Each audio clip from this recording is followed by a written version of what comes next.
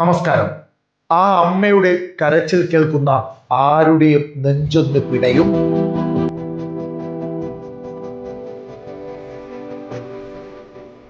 വിധി ആവർത്തിച്ച് വേട്ടയാടിയ ഒരു പാവം അമ്മയുടെ കണ്ണീർ തുടയ്ക്കാൻ മതം നോക്കാതെ സ്നേഹത്തിന്റെ കൈകൾ നീണ്ടുവന്ന ഒരു കഥയാണ് പറയാൻ പോകുന്നത്.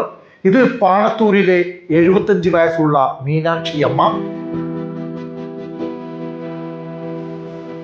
കൂടെ ഉണ്ടായിരുന്ന 2 മക്കളിൽ ഒരാളെ റോഡപകടവും മറ്റൊരാളെ ക്യാൻസറും കവർന്നുപോയി. തുണയായി നിൽക്കേണ്ട ഭർത്താവും സഹോദരനും കൂടി ഈ ലോകത്തിൽ നിന്നും യാത്രയായതോടെ മീനാക്ഷിയമ്മ ഈ ഭൂമിയിൽ അനാഥയായി, ഒറ്റപ്പെട്ടുപോയി. ബന്ധുക്കളുടെ വീടുകളിൽ മാറി മാറി അഭയം തേടിയെങ്കിലും ഉള്ളിൽ വിങ്ങുന്ന ആത്മാഭിമാനത്തോടെ എത്ര നാൾ ഇങ്ങനെ കഴിയാനാകും?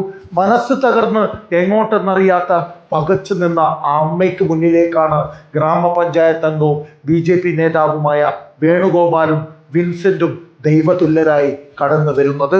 അവർ അമ്മയെ ചേർത്ത് പിടിച്ചു. തുടർന്ന് സുരക്ഷിതമായ ഒരു കൈകളിലേക്ക് ഏൽപ്പിച്ചു. ആ സ്നേഹക്കൂട്ടിലെ ആ കൈകളുടെ കാവലാളിന്റെ പേര് ഇർഫാന ഇക്ബാൽ എന്നാണ്. ഷെയ്ഖ് സായദ് ഓൾഡ് ഹോമേജിന്റെ സ്ഥാപക കൂടിയാണ്.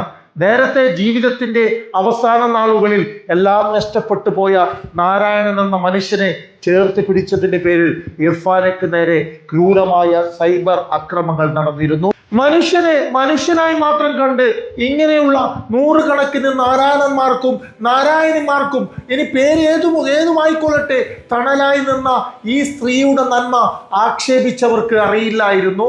പബ്ലിസിറ്റി മാത്രമായിരുന്നു ലക്ഷ്യമെങ്കിൽ ഇതിനു മുമ്പ് ചെയ്ത നൂറുകണക്കിന് കാരുണ്യ പ്രവർത്തനങ്ങളുടെ വീഡിയോകൾ അവർ നേരത്തെ പങ്കുവെക്കുമായിരുന്നു. പക്ഷേ ഒരു പ്രത്യേക സാഹചര്യത്തിൽ പുറത്തു വന്ന ആ വീഡിയോ ലോകം ഏറ്റെടുക്കുകയായിരുന്നു. കുറ്റപ്പെടുത്തുന്നവർ ഇന്നും കുറ്റപ്പെടുത്തിക്കൊണ്ടേയിരിക്കുന്നു. എന്നാൽ അതിലൊന്നും തളരാത്ത ഇർഫാന നന്മയുടെ വഴിയിൽ തൻ്റെ യാത്ര തുടരുകയാണ്. ഇന്ന് മീനാക്ഷിയമ്മയെ നെഞ്ചോട് ചേർത്തുകൊണ്ട് ഇർഫാന പറയുന്നു, ഇന്നു മുതൽ മീനാക്ഷിയമ്മ എൻ്റെ അമ്മയാണ്. ജീവിതത്തിൽ അവസാന ശ്വാസം വരെ ഈ അമ്മയ്ക്ക് വേണ്ടതെല്ലാം ഞാൻ നൽകും. രാഷ്ട്രീയവും മതവും വേർതിരിവുകളും മാറ്റിവെച്ച് നന്മയുള്ള മനുഷ്യർ കൈകോർക്കുമ്പോൾ അവിടെ സ്നേഹത്തിന്റെ പുതിയ ചിത്രങ്ങളാണ് പിറക്കുന്നത്.